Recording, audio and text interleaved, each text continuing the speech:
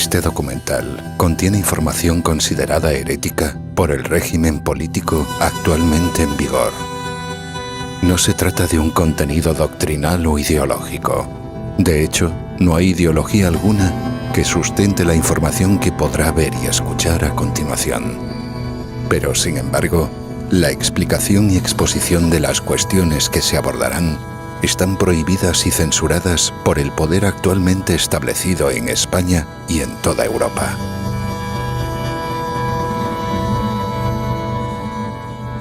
La mayor parte de lo que verá desarrollado se debe principalmente a la obra y descubrimientos de un jurista y pensador repúblico español, uno de los más destacados en toda la historia de España, y entre los mayores de todos los tiempos en todo el mundo, Antonio García Trevijano Forte.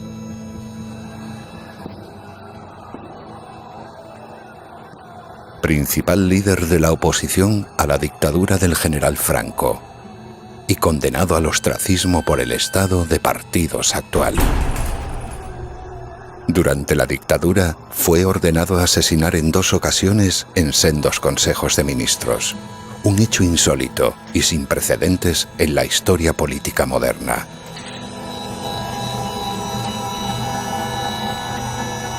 Si hay un hecho inicial que motivó la decisión de elaborar este documental, fue el descubrimiento sorprendente, hace ya algunos años, de que existía en España una persona de la talla y envergadura intelectual del abogado granadino, creador en 1975 de la Junta Democrática, cuya voz estaba silenciada y su conocimiento restringido para la opinión pública española. Su obra es desconocida en los centros académicos y de enseñanza en España, y su legado de pensamiento apartado del conocimiento de las nuevas generaciones de españoles que deberían de tener la inquietud por conocerlo y aproximarse a él como parte de su formación intelectual y para la conquista de la libertad política que actualmente no tienen.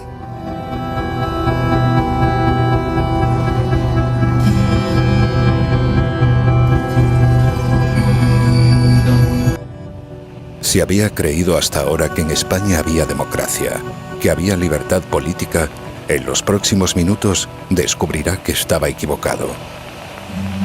Descubrirá la existencia de la gran mentira que sustenta esa creencia.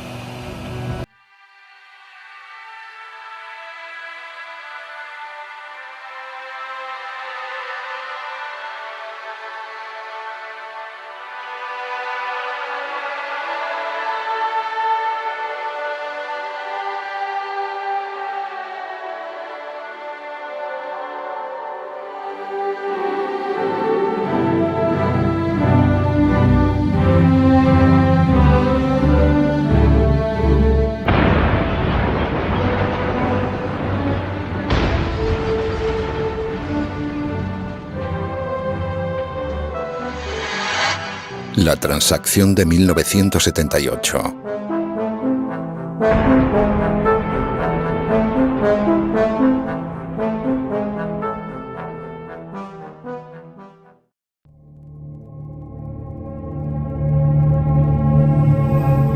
Que existía una gran inquietud por el porvenir político en los años previos a la muerte del dictador militar es algo incuestionable e indudable, incluso para los historiadores más afines al poder establecido en España.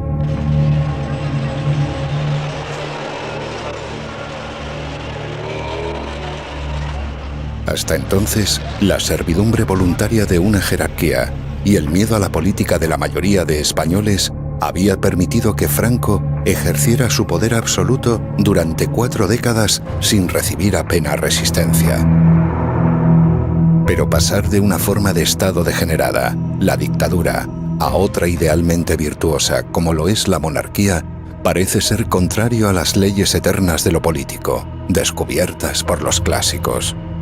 Y el propósito del dictador era el de imponer una corona a un rey que sería traidor a su propio padre, renunciando así al honor característico que fundamenta la monarquía, algo que inicialmente rechazaba una insignificante minoría de integristas, pero que era indiferente a la mayoría acomodaticia de accidentalistas.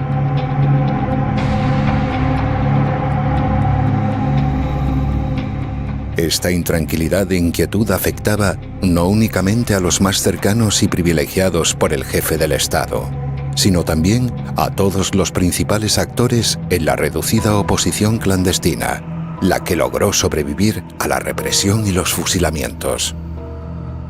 Por eso, a pesar del secretismo y el silencio informativo en los medios de comunicación para las masas, se hacía cada vez más explícita la acción de una oposición civil. Una oposición motivada entonces con la posibilidad de llegar a la forma política de la democracia, la libertad política de todos frente a la ausencia de ella en una dictadura autoritaria. Una oposición verdadera entonces que no formaba parte del Estado y cuyo fracaso final vendría por su pacto con el poder establecido. ¿Usted cree que hay más claridad informativa ahora que antes? Sí, pienso que le permiten decir más cosas. Bueno, yo creo que va en evolución, ¿no? Indudablemente creo que va... ¿En evolución positiva? Sí, por supuesto.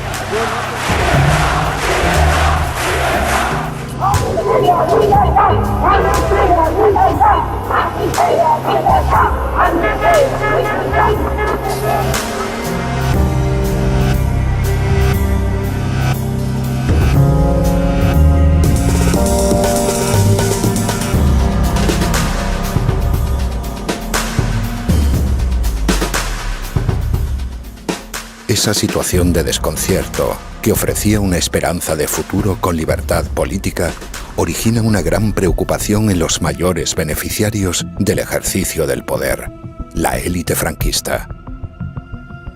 No es el amor a la libertad lo que guía a los más recalcitrantes, sino el miedo pánico. El miedo de los vencedores a los vencidos maneja la búsqueda de una vía para mantener ese control estatal sobre la clase gobernada. El miedo a la libertad aboca a los más cobardes a renunciar al liderazgo para buscar asegurarse en el poder a través de la reforma de lo existente.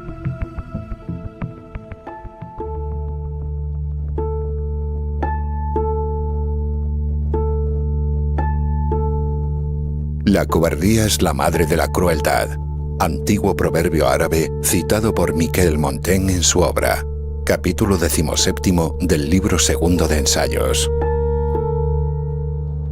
Algo que evidencia esa cobardía es la popularización entre la opinión pública de la expresión como no podía ser de otra manera.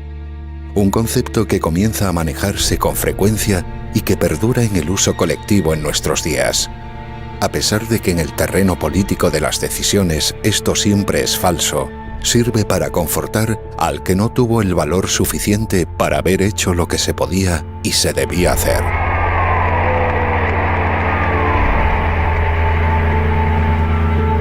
Ahora es Cali hasta Tutá.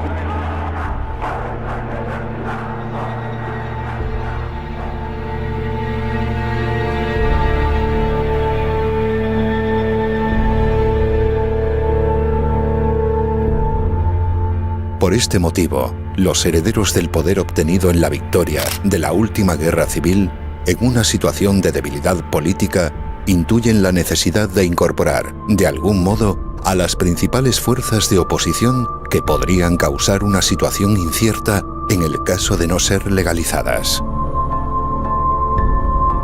Al ver que era posible la ruptura, le dio miedo a las fuerzas conservadoras que estaban incorporadas a la Junta Democrática, partidos clásicos de liberales, de derecha, burgueses. Le dio miedo. Ese ambiente lo notó, lo percibió el Partido Socialista Obrero Español. El miedo parece no dejar otra salida que la del pacto para repartirse el botín. Y la ambición de los vencidos, conducir a la necesidad de aceptarlo, renunciando así a su lucha por la libertad colectiva. La oposición renuncia a todas sus ambiciones a cambio de ser legalizada, aceptando la legalidad impuesta por la dictadura anterior.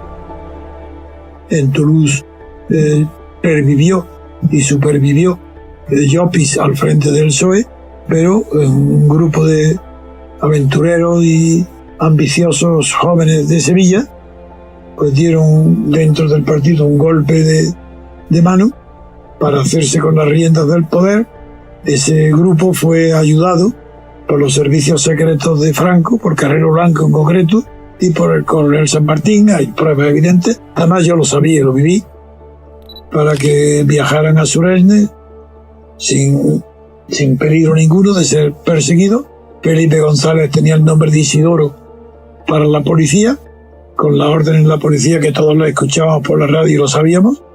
La policía no, si estaba en una manifestación en Sevilla pública, Isidoro, la policía tenía orden de no detenerlo y no hacer nada, hacer la vista gorda. Bueno, pues eso fue la tradición que triunfó y se puso al servicio de una monarquía. Pero no de una monarquía cualquiera, no de una monarquía tradicional que a su cargo o sobre los hombros de una familia recaiga toda la historia de un país. No. Una monarquía preparada, dibujada, diseñada y nombrando el monarca el propio Franco. Dictador nombra rey a Juan Carlos contra la voluntad de su padre, contra la voluntad del conde de Barcelona. Yo mismo, a petición del conde de Barcelona, me llamó, me desplacé a Estoril para contestar a su hijo y a Franco. Y me pidió que escribiera los borradores, que escribí a los dos, y a su hijo, en concreto el padre le dijo que no podía consentir que aceptara una monarquía sin honor, que es lo que podía único que hacer un dictador. Esta es la verdad.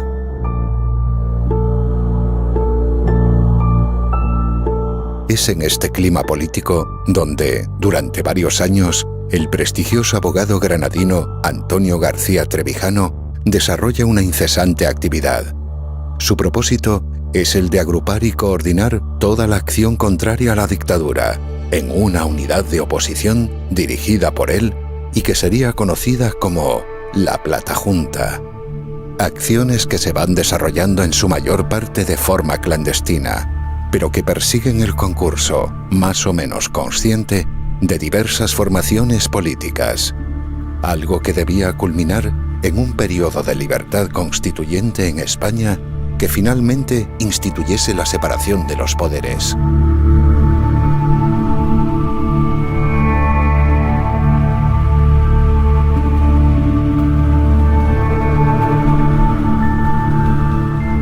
Sin embargo, como ya hemos visto, el terror de quienes heredan el poder de la dictadura se encuentra y se une a la ambición de tenerlo, de los que hasta entonces habían formado una oposición en favor de la libertad.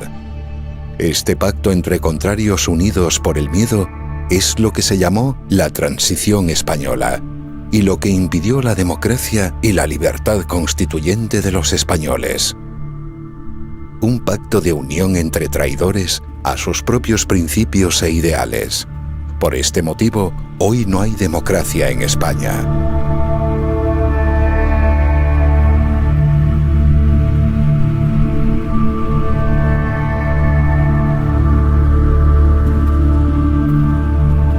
Lo que fue llamado la Transición Española en 1978 fue realmente una transacción, un pacto para mantener la unidad de poder con la misma división de funciones de la dictadura, un pacto de reparto del botín y de las empresas públicas, un pacto que funda una oligarquía de partidos y que impide la democracia. La transacción de 1978 y el texto al que se hizo llamar la Constitución es la causa y el origen de toda la corrupción actual. Existe este grado de corrupción porque no hay democracia en España. El caudillo hizo un balance de los grandes logros conseguidos durante la pasada década, destacando especialmente en el aspecto político la culminación de nuestro ordenamiento constitucional. Todo ha quedado atado y bien atado, dijo, con mi propuesta y la aprobación por las Cortes de la designación como sucesor a título de rey del príncipe don Juan Carlos de Borbón. La política de las apariencias.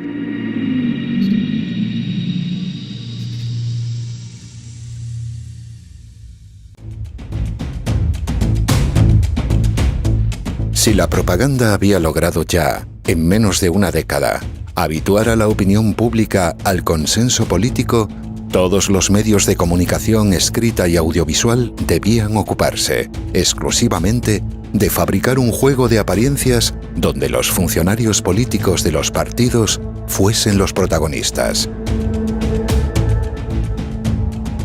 Si ya no existe ninguna lucha por el poder, porque el consenso de una oligarquía la impide, entonces es necesario convertir a la sociedad civil en espectadora de un espectáculo, donde parece que la hay.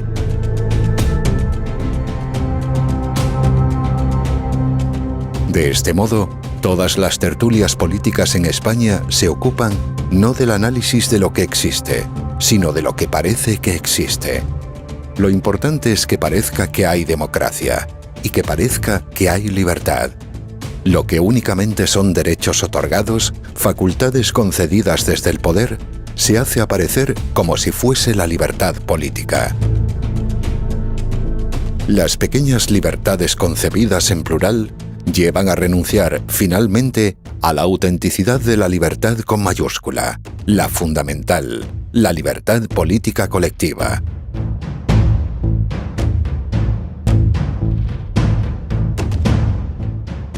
Los partidos políticos, al convertirse en órganos del propio Estado, en instrumentos de un poder único, absoluto e inseparado, actúan para integrar a las masas.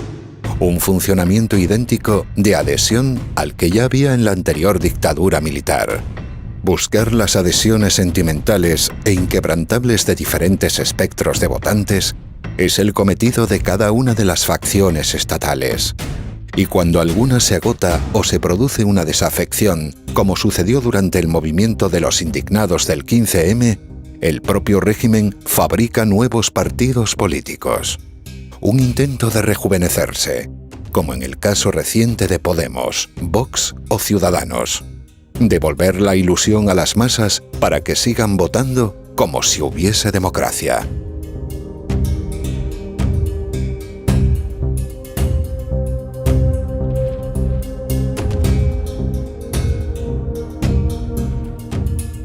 La integración de las masas en el Estado es un concepto heredado de la filosofía idealista alemana que sustenta el fascismo.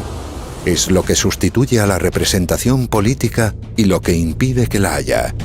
Es la apariencia de la representación, la política de la apariencia, la que impide a los españoles ver con claridad la ausencia de la democracia, sentirse identificado en lugar de estar representado.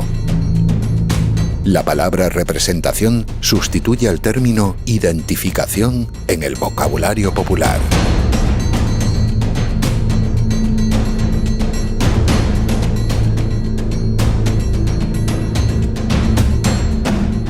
Al estar prohibida la elección de representantes de forma uninominal y directa, se necesita constantemente de un afecto sentimental hacia organismos del propio Estado. Organismos que tratan de diferenciarse con su estética y mensajes para captar votantes que ratifiquen lo que desde el poder se les oferta. No hay democracia, pero la política de las apariencias produce símbolos y logotipos que facilitan una participación simbólica de los votantes. Parece que los votantes eligen, parece que hay elecciones, y esto mantiene la ficción y un engaño siempre vigente. Se explica al votante que apoya unas ideas, para que así olvide que no elige a las personas y que no hay democracia como forma de gobierno.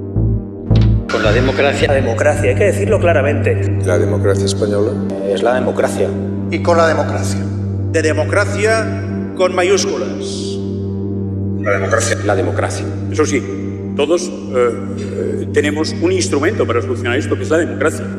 A la democracia. La libertad y la democracia. Amb democràcia. O la democracia española. La democracia. Que la democràcia. De la democracia. España es una democracia admirable. Pasar de la dictadura a la democracia. Lo que pasa es que yo creo que nos conviene que haya tensión. Me parece que conviene muchísimo. Yo voy a empezar a partir de este fin de semana a dramatizar un poco. Pero nos conviene mucho. No, la gente... Bueno... La realidad es que lo importante son las personas, no las ideas. Las personas son responsables, las ideas no.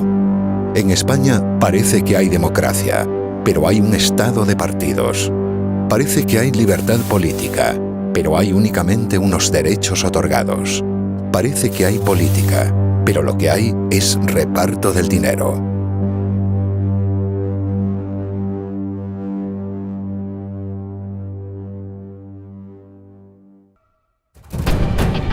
La propaganda.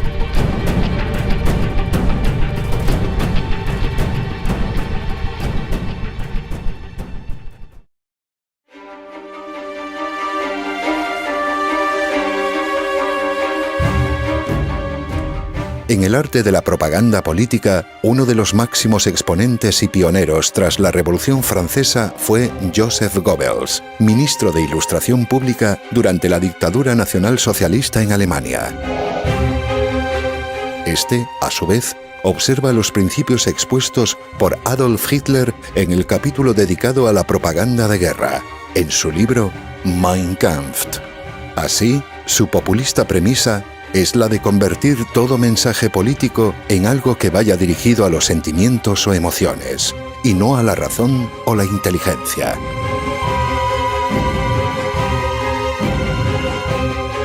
Esta es la parte esencial de esta forma de actuar del poder establecido a través de todos los medios de comunicación de masas a su alcance.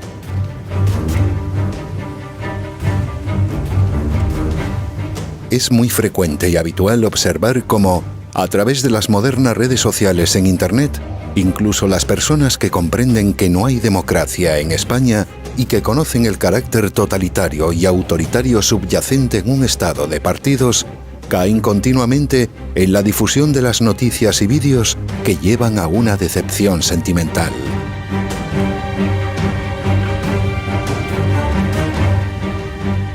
Estos sentimientos mueven al incauto e indignado a votar lo que percibe como menos malo. La propia ambición por encontrar una opción política con la que sentirse emocionalmente vinculado lleva a olvidar la realidad visible y existente para terminar aceptando por hastío el dogma político imperante.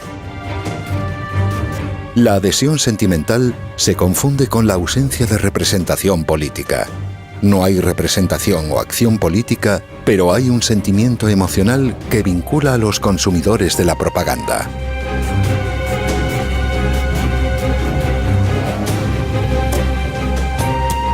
Actuar mediante la imitación de lo que se observa en los medios de comunicación, en las tertulias y a los personajes autorizados por el régimen de partidos es lo que lleva a que la opinión publicada se convierta inmediatamente en opinión pública. Desaparece, por lo tanto, la opinión pública, quedando convertida en una simple repetición de lo que se oye en los medios de comunicación al servicio del Estado.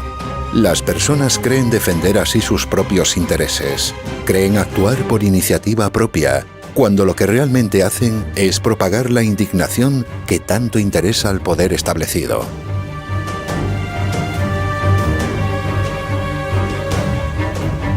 Mientras reine la indignación entre la sociedad civil, es prácticamente imposible una acción de verdadera oposición al poder único estatal en manos de los partidos políticos, porque quien se indigna es únicamente aquel que desconoce las causas de algo y se molesta por los efectos que percibe. ¿Usted ha entrado alguna vez en el análisis de las causas que indignan a los gobernados? No, dirá que los políticos roban, que se enriquecen, pero está diciendo por qué. ¿Por qué la partitocracia es el instrumento ideal para el enriquecimiento de los políticos? Pero habla usted un solo vez de la partitocracia como causa de la corrupción que genera la indignación de los gobernados. ¿Acaso es que ahora de repente los españoles quieren saber las causas verdaderas que producen los efectos tan perversos que los indignan? No, ¿dónde está esa curiosidad? ¿Por qué la gente se indigna? Con mucha razón. La razón es otra cosa. Si dice usted con mucha razón, es porque sabe la causa de la indignación. Dígala, ¿la ha dicho alguna vez? No, ni una sola vez. Un indignado jamás sirve para una acción política de oposición, porque será fácilmente manejable a través del control de sus demandas y peticiones, realizando concesiones y otorgando. Es quien tiene el poder de otorgar el que se reserva la capacidad de retirar lo otorgado a su única conveniencia. Se concede desde el poder y se demanda con la indignación en la servidumbre voluntaria de los votantes.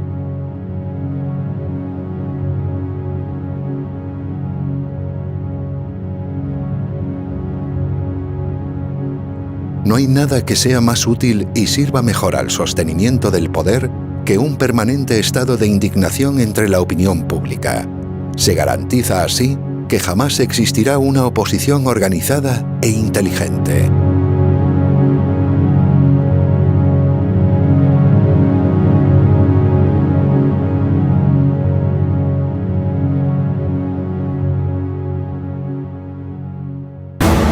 Partidos políticos, no personas físicas. El estado de partidos.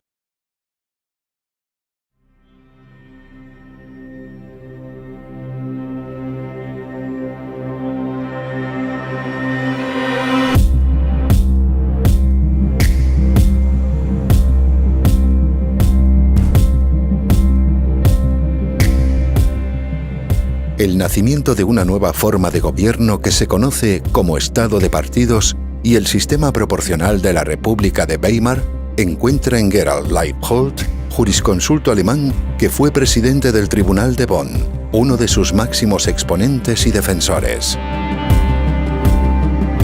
Este prestigioso jurista, en el ensayo Representación e Identidad, explica con claridad diáfana cómo esta forma de gobierno elimina completamente la representación política del votante para sustituirla con la identificación sentimental, la integración de las masas en el Estado.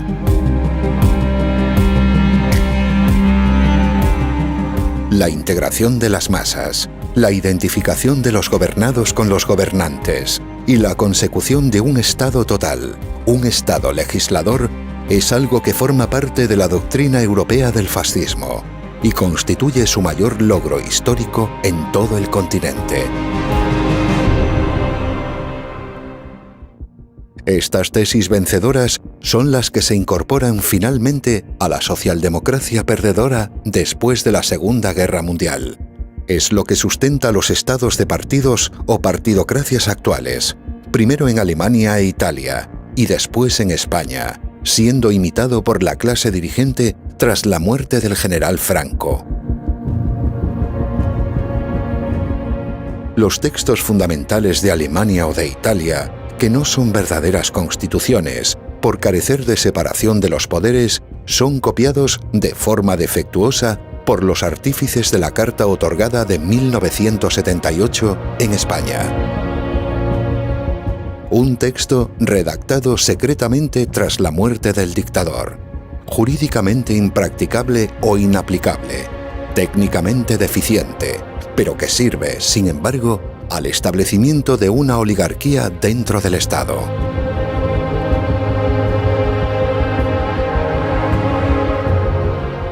A partir de estas nuevas leyes fundamentales de 1978, que se hacen pasar por una constitución mediante un referéndum sin cortes constituyentes, los partidos estatales pasan a convertirse en los únicos agentes políticos posibles. Esto significa que ya no es el individuo, la persona física y real, quien tiene la capacidad para operar en la vida política pública, sino que únicamente pueden hacerlo corporaciones o personas jurídicas orgánicamente constituidas por el propio poder establecido.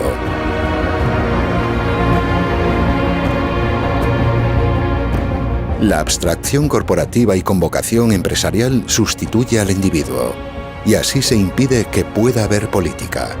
Los individuos votan las ideas facilitadas por unas ficciones jurídicas, y de ese modo se impide que puedan elegir a personas reales y físicas. Usted necesita ver claro. Guías electorales Avance. 12 títulos con información imparcial y objetiva. Adquiera su ejemplar cada miércoles en kioscos y librerías. Guías electorales Avance. Libros que ayudan a votar. personas jurídicas, los partidos, sometidos por la ley de hierro de sus respectivos jefes y cúpulas que mediante una eficiente estructura vertical los dominan.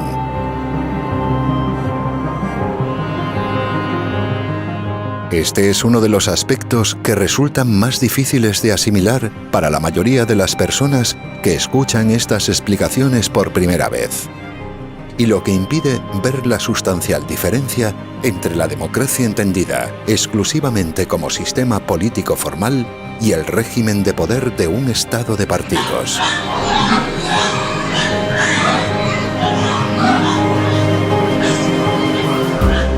Por esto, se suele creer, por desconocimiento e irreflexión, que basta cambiar a los individuos que integran esos partidos del Estado, hacer que sean personas honestas y honradas, para solucionar un problema político que causa constantemente degeneración y corrupción.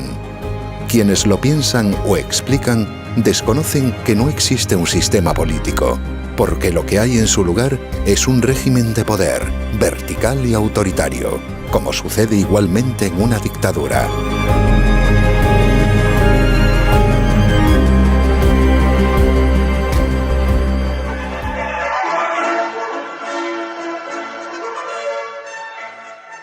Las elecciones para procuradores en Cortes por el tercio familiar son el día 29 de septiembre.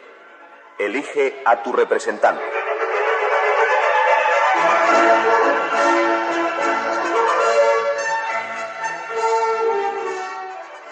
No olvides votar si eres cabeza de familia. Vota a tu paisano Adolfo Suárez.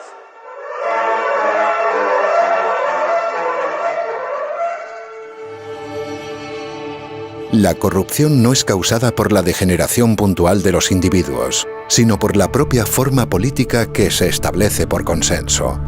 La corrupción es institucional, sin que pueda existir un control al no haber separación entre el legislativo y el ejecutivo, entre los legisladores y el gobierno. Si no hay separación de los poderes, únicamente la corrupción moral de todos los pactos políticos entre partidos sostiene al Estado. La corrupción moral y económica se hace factor de gobierno. En España, en el actual régimen, es obligatorio corromperse y estar moralmente corrompido para poder gobernar. Por eso no es posible que las leyes solucionen la corrupción. Realmente es algo imposible de solucionar de ese modo, ya que al no existir la representación y la política ejercida por individuos, por personas físicas y reales, cualquier problema se convierte en estructural e institucional. La corrupción se instituye como factor de gobierno en un Estado de partidos. Son las propias instituciones las que obligan a la corrupción de los individuos, y al no haber representación política, es indiferente el partido que se vote o el nombre o las ideas que diga defender ese partido.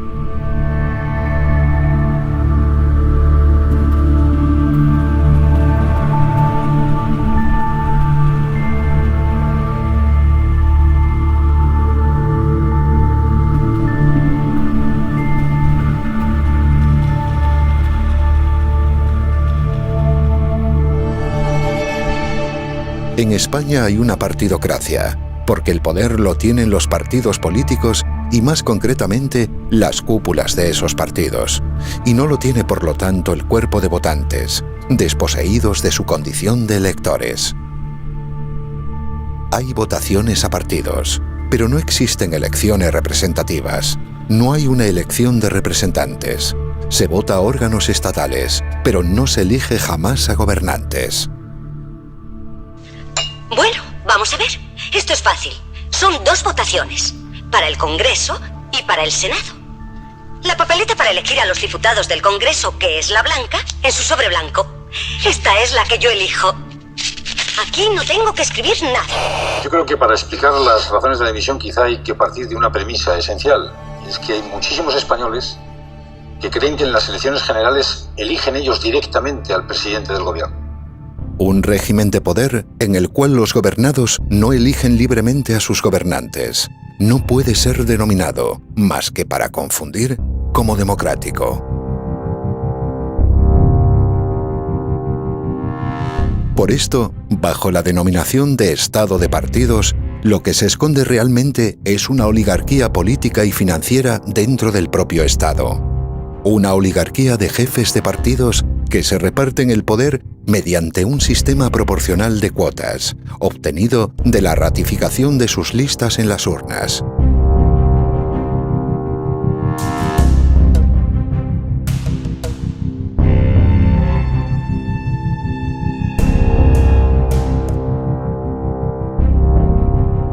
Si la legitimidad de origen de todos los partidos políticos es únicamente la que obtienen de Franco, en su ejercicio la toman de la servidumbre voluntaria de quienes acuden a votar.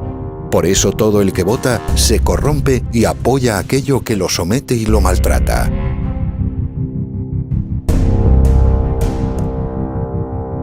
En un estado de partidos no existe una lucha por el poder de los individuos, puesto que todos los partidos ya están en el poder, ya son parte orgánica del Estado que los financia y los mantiene.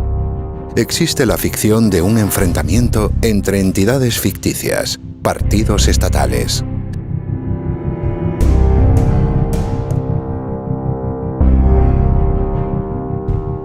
Y al desaparecer esa lucha verdadera por el poder, lo que existe es una disputa dentro del Estado por obtener el dinero y la fama, el prestigio social que fabrica, artificialmente, la propia maquinaria burocrática y propagandística.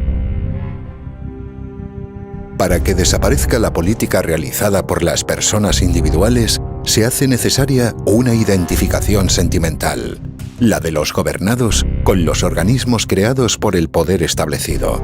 Facciones que tienen el propósito de mantener a la sociedad civil excluida de la política a través de una ficción, una representación, entendida de forma teatral o fingida.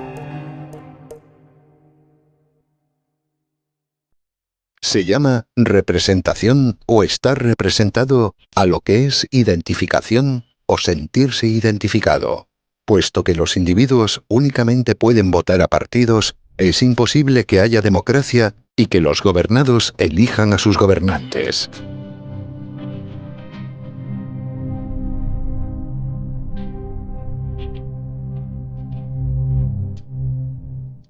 Si recordamos lo explicado anteriormente en el capítulo de la propaganda al respecto de la importancia de la ficción sentimental, veremos ahora cómo el populismo y la demagogia son la consecuencia lógica en la degeneración de la partidocracia. El estado de partidos o partidocracia no es una degeneración de la democracia, es una forma de gobierno distinta, con distintos mecanismos y cuya principal característica es la corrupción.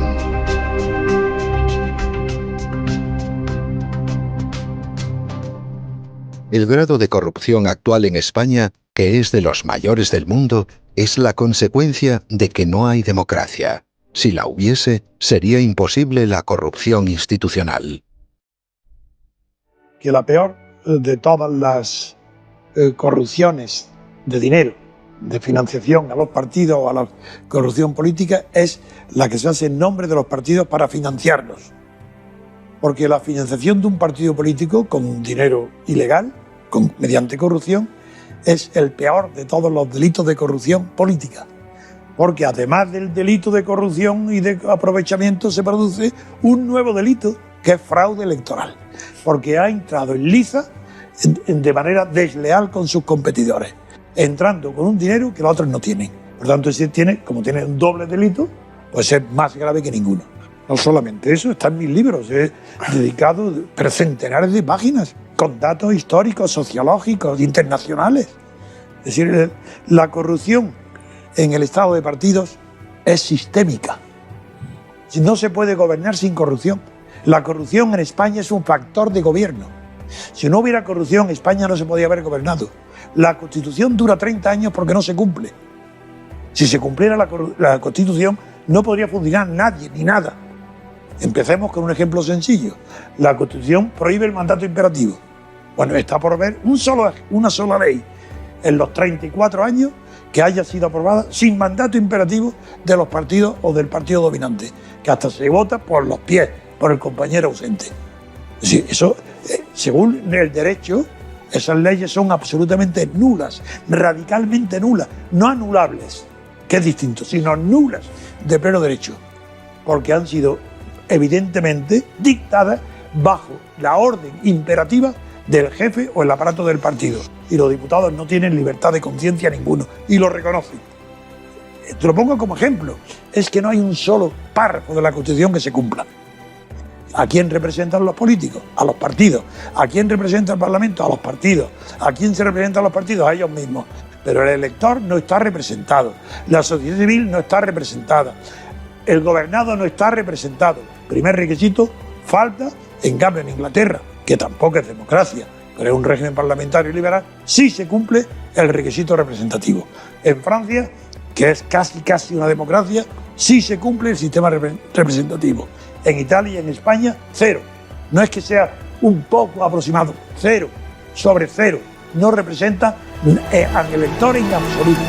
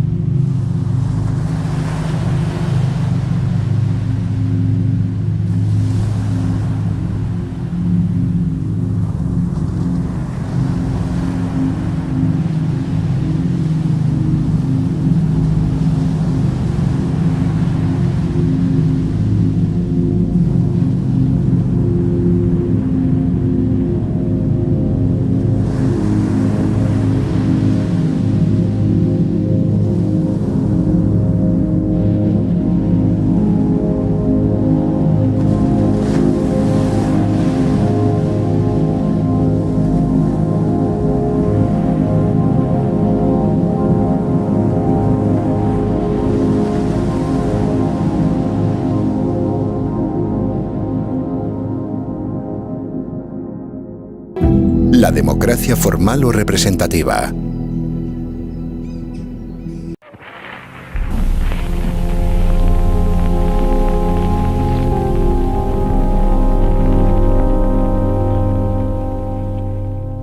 La historia y los grandes pensadores de la política han demostrado ya suficientemente cómo este término tan manido, tan presente en las conversaciones sobre las circunstancias políticas, únicamente puede considerarse y estudiarse de dos maneras: mediante su observación social y material, o bien según una aproximación exclusivamente política y formal.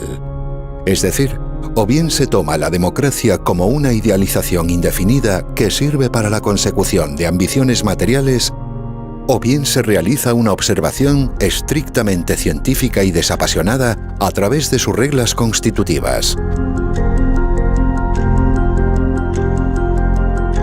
Dicho de otro modo, o son únicamente reglas que sirven para desarrollar la lucha por el poder, o no se puede comprender jamás lo que es la democracia. La democracia formal es algo realizable, que es posible alcanzar, mientras que la democracia material es una utopía inalcanzable, que nadie sabe explicar o decir lo que es.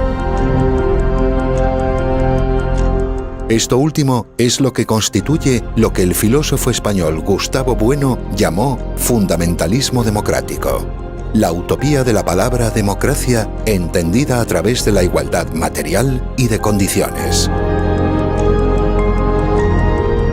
En su consideración formal, la democracia es un concepto claro y nada ambiguo, que permite la libertad política a través de la representación, la libre elección de individuos representantes de otros en cuyo nombre actúan.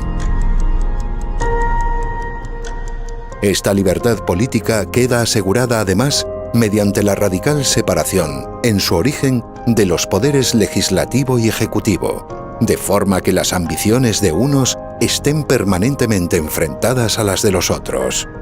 De este modo, ese control mutuo enemistado de forma irreconciliable hace que se puedan preservar la virtud de la esfera pública. Que las oportunidades políticas sean iguales para cualquier opción planteada por quienes integran una sociedad. Por eso no es concebible la prohibición de unas ideas o de unos partidos políticos, cualesquiera que sean, cuando hay democracia. Por la sencilla razón de que, cuando la hay, las acciones políticas y la responsabilidad recaen exclusivamente en cada individuo. Se pueden juzgar hechos jurídicos, pero no las ideas o los ideales de los individuos. Cuando hay democracia, las oportunidades para todas las ideas son las mismas, idénticas, porque hay libertad política de todos.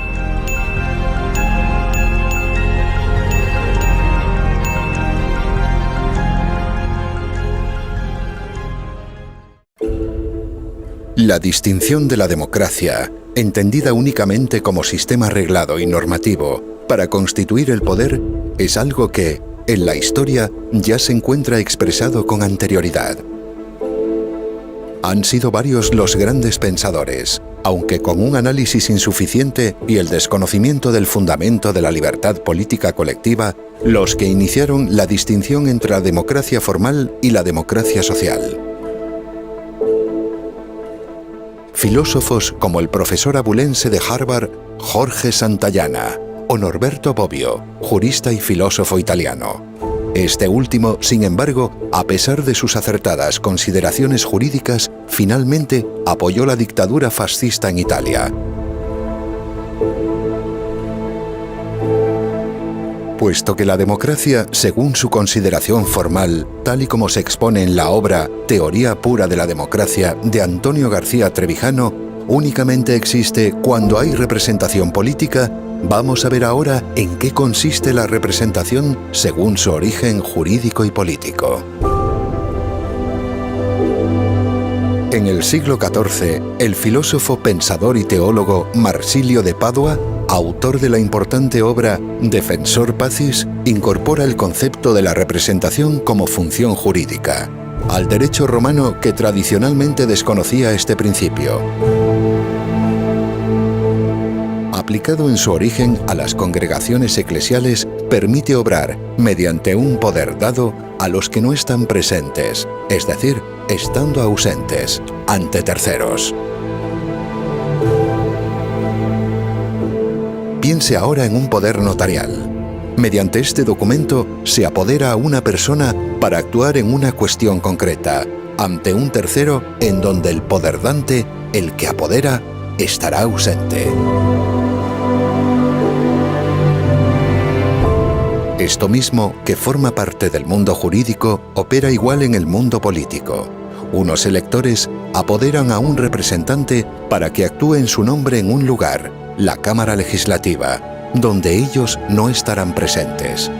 Un ejemplo conocido de representación es el de un procurador de los tribunales que permite, en el ámbito jurídico, que un encausado se haga presente ante un tribunal estando físicamente ausente. En el mundo político, cuyos principios provienen del derecho, funciona exactamente igual. El descubrimiento para fundar la ciencia política que hace el jurista y pensador Antonio García Trevijano es el de la unidad mínima de poder, algo que él mismo denomina mónada electoral.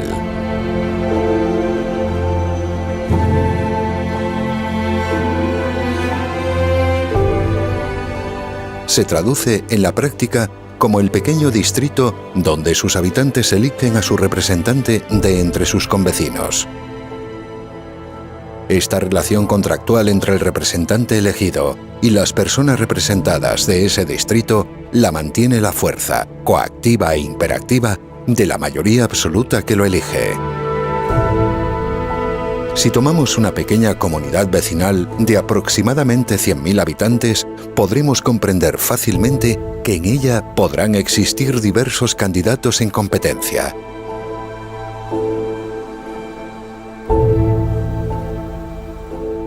Cada cada uno de esos candidatos precisará únicamente de un aval de 1000 firmas para poder presentarse y ser elegible.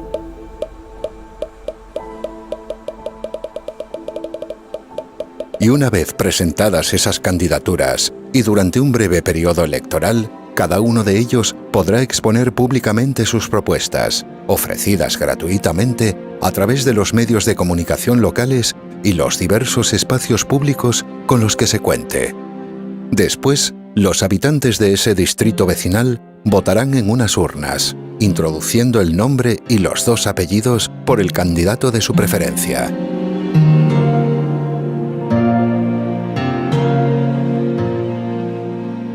Si en una primera votación ninguno de ellos alcanzase la mayoría absoluta, se realizará una segunda vuelta entre los 2 más votados, para que, finalmente, uno de ellos sea el elegido para representar a todo el distrito en la Cámara Nacional.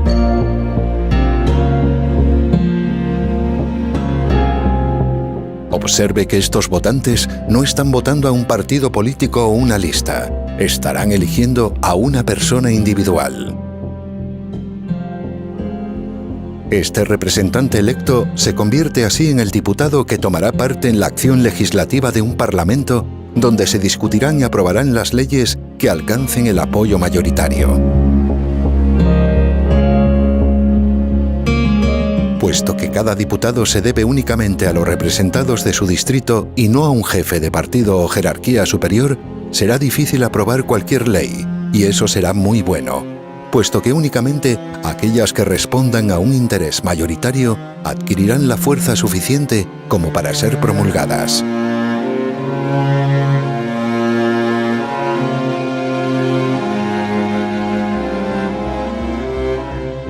Es importante saber que la política, si se considera científicamente, es únicamente la observación de la lucha por el poder, es decir, una relación no económica, sino exclusivamente de la fuerza.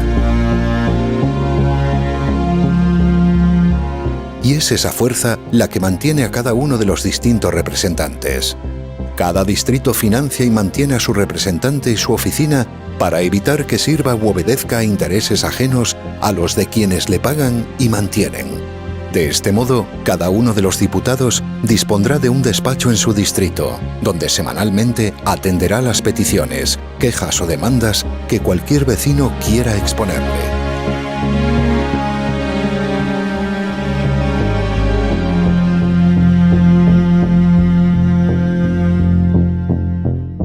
No es un diputado de partido estatal, sino un representante de una pequeña comunidad vecinal.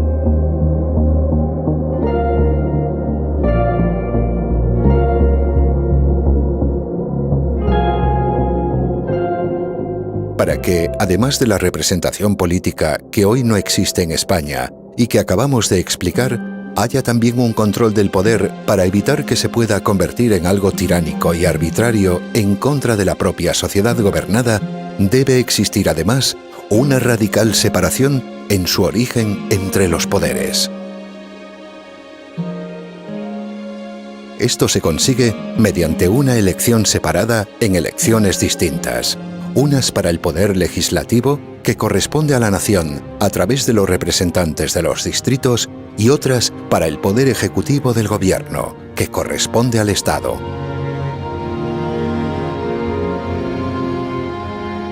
Finalmente, para que haya, además de separación de poderes, independencia judicial, otras en las que únicamente participa el mundo jurídico servirán para elegir el gobierno de los jueces.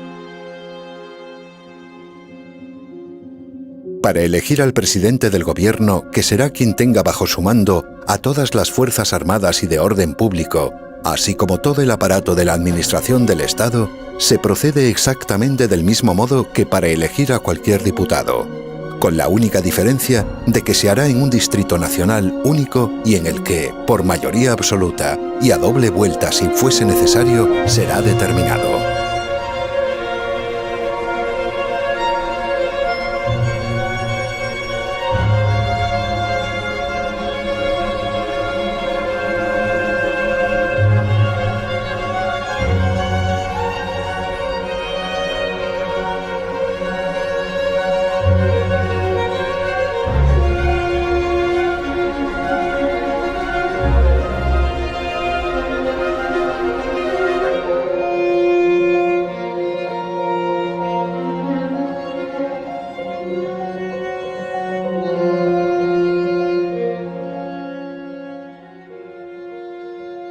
La figura de este presidente no será, sin embargo, la de un representante. No puede representar al Estado en el interior de España, donde está siempre presente, sino que verá limitada su representación hacia el exterior de nuestras fronteras. El gobierno, al ser del Estado y no de la nación, como se suele decir equivocadamente, ejerce su representación en la acción política exterior. Siendo la personificación jurídica de la nación española, su acción internacional requiere de esa figura de dirección encarnada por el cargo del presidente. Finalmente, y para completar la exposición de lo que es la democracia como reglas constitutivas de un sistema político, cabe destacar también otra de las grandes aportaciones para la ciencia política creada por el jurista Antonio García Trevijano y que hace desaparecer por obsoleto el concepto de soberanía.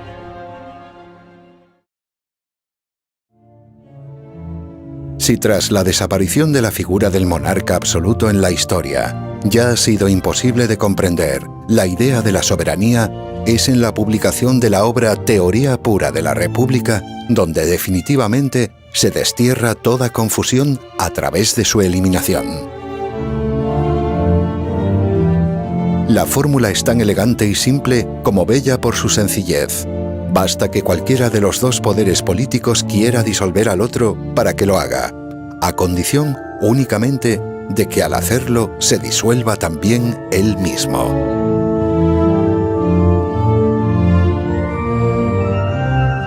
Veámoslo con un ejemplo fácil.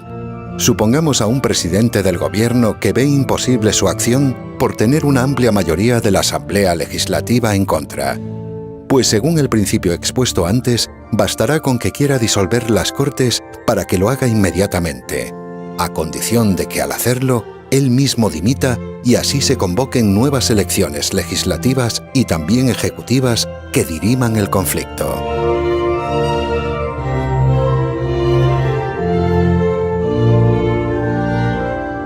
¿Qué sucede si es al contrario? Si una mayoría de diputados quiere destituir al presidente por cualquier motivo. Pues exactamente lo mismo. Podrán hacerlo en cualquier momento, siempre que después sean convocadas nuevas elecciones legislativas y presidenciales.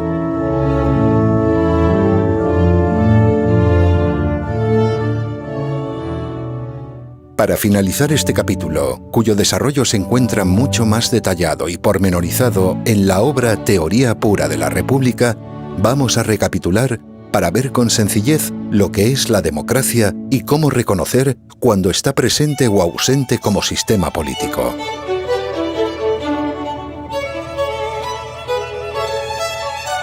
Debe existir representación del elector, es decir, la elección libre, uninominal y directa de cada uno de los representantes en pequeños distritos, cuyo mandato es imperativo y irrevocable por los propios electores. Debe existir un control y limitación al poder a través de su separación radical en origen, unas elecciones para un cuerpo legislativo y otras distintas donde entre todos los electores se elige por mayoría absoluta a la persona que ocupará el cargo de presidente del gobierno del Estado.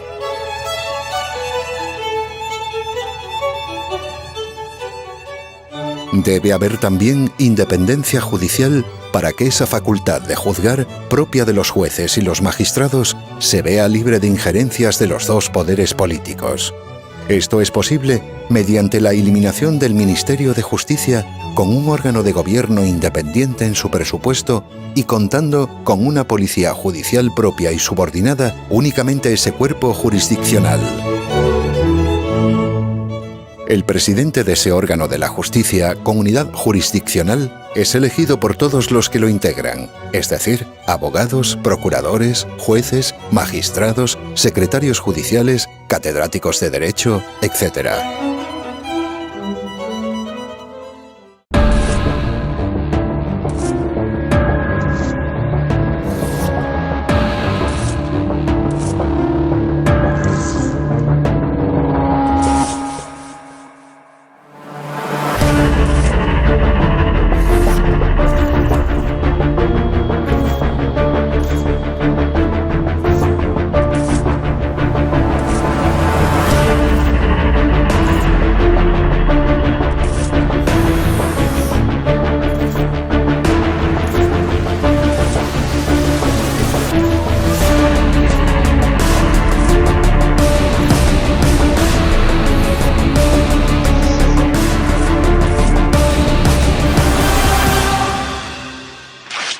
Ruptura democrática.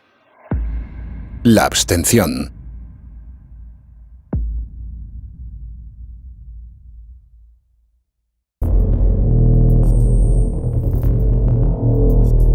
Una vez se ha comprendido y comprobado que la forma de gobierno existente en España no es la democracia porque no cumple ninguno de los requisitos formales para recibir esa denominación, lo más lógico debe ser buscar el modo y la forma de que la haya, de conquistar la libertad política que actualmente no hay.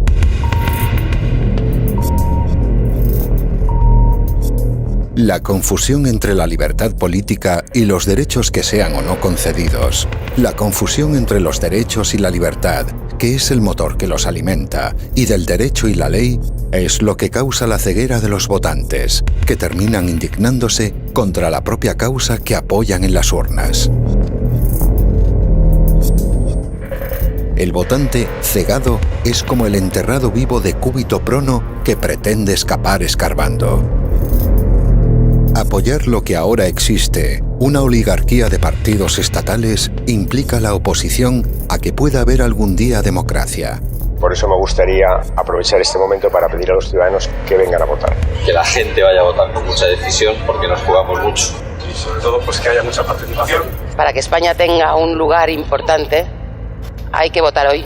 Implica una gran participación. Yo le pido a los españoles que vayan a votar en masa, que participemos y hagamos un récord histórico de participación. Pero en este momento solo queremos insistir en el llamamiento a la participación. Así que votad, cabrones. Votad lo que queráis, pero no os quedéis en casa. Por lo tanto, todas las personas que acuden a votar a partidos que no eligen absolutamente nada porque se limitan a ratificar lo elegido por otros, lo hacen para apoyar lo que ya hay y que no es ni remotamente similar a una democracia.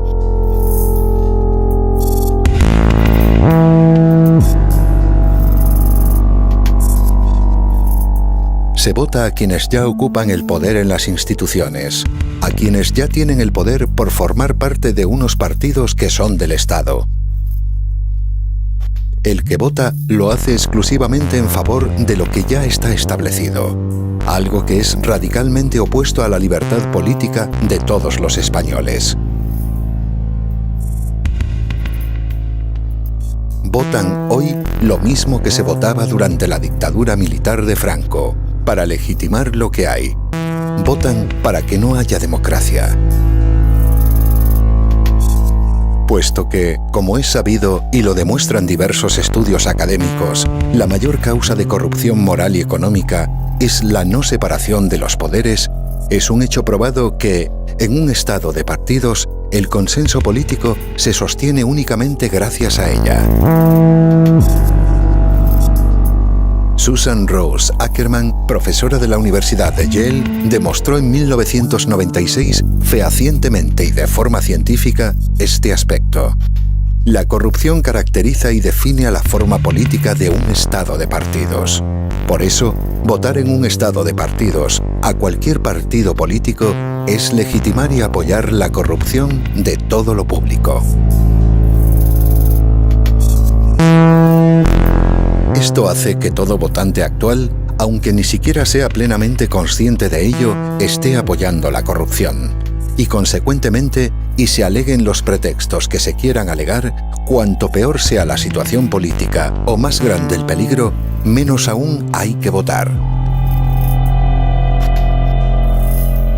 Objetivamente, y sea cual sea el interés particular de cualquier individuo en España, cuanto más se vote, será todavía peor.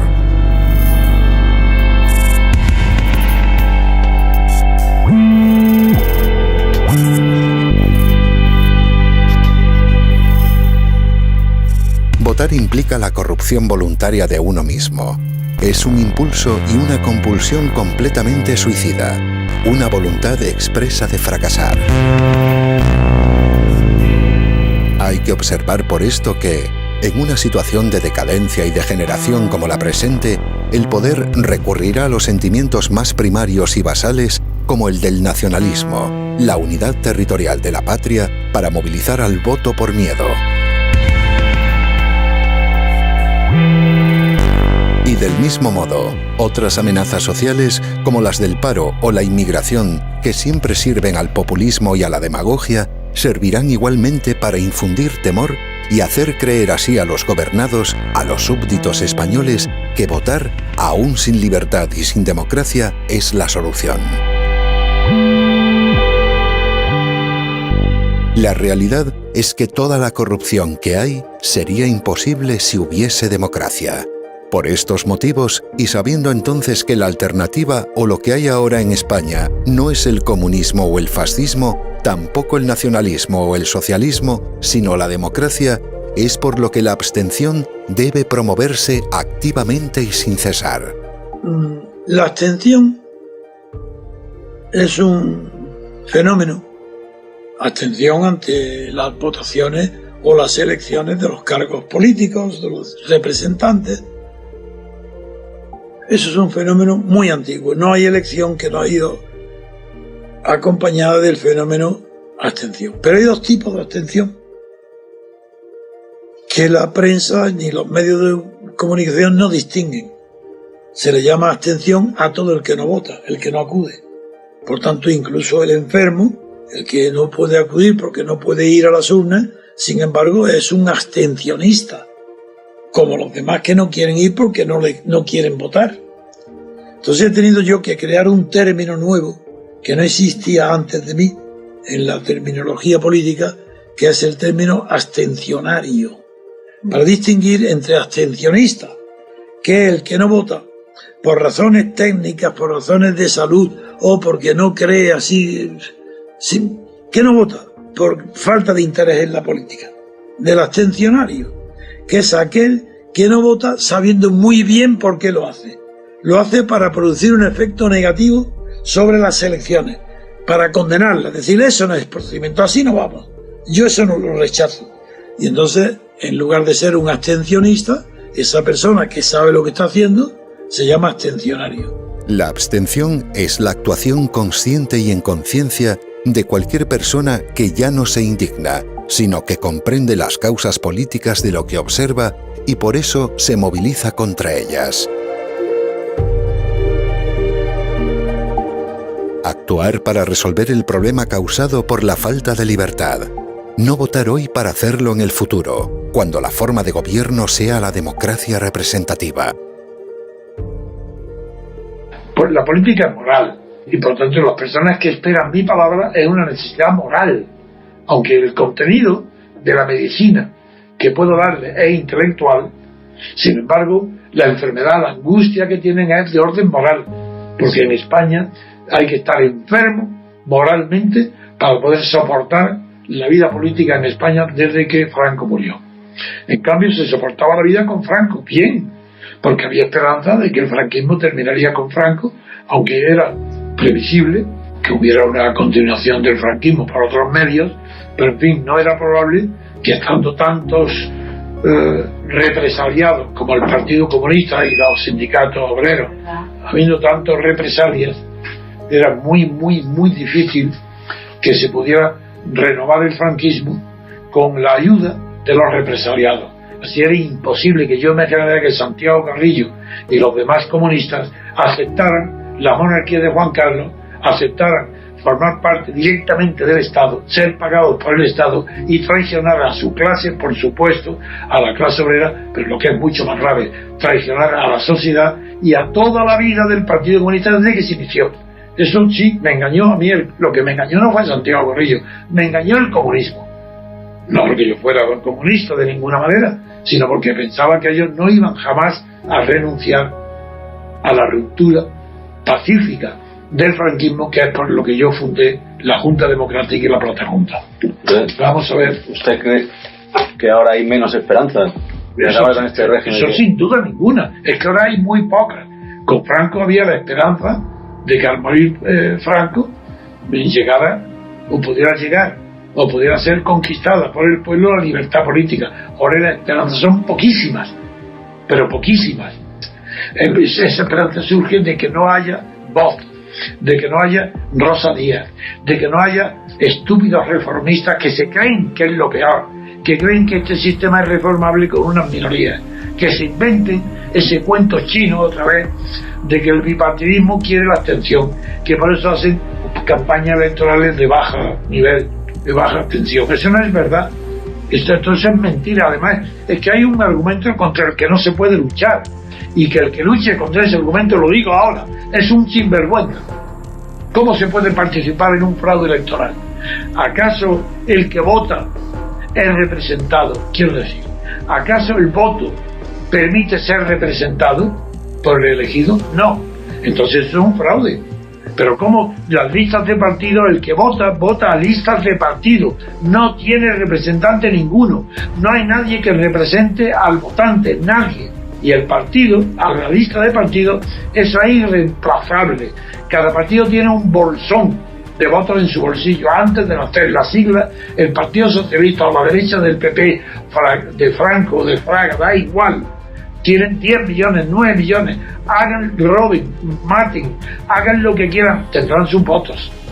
Y eso, fraude, es intolerable. Tanto aquel que vota a este sistema no tiene vergüenza, y o mejor dicho, el interés en que su ideología triunfe de derecha o de izquierda es superior a su vergüenza. Si tienen más, están más interesados en que ganen su ideología que en que gane la vergüenza de la moralidad pública.